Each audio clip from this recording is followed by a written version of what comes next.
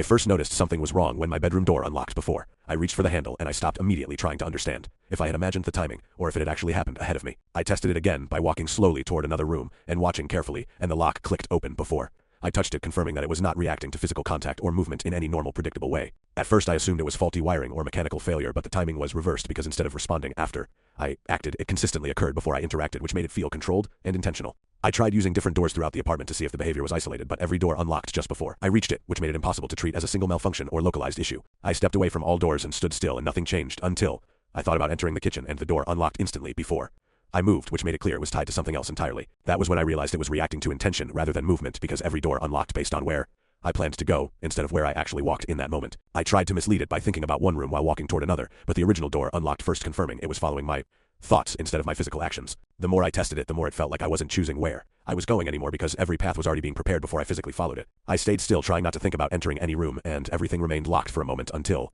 I stopped focusing entirely, and then one door unlocked without any input from me. That was when I understood the system didn't need me to trigger it anymore, and it was continuing on its own, regardless of what I thought followed for part 2.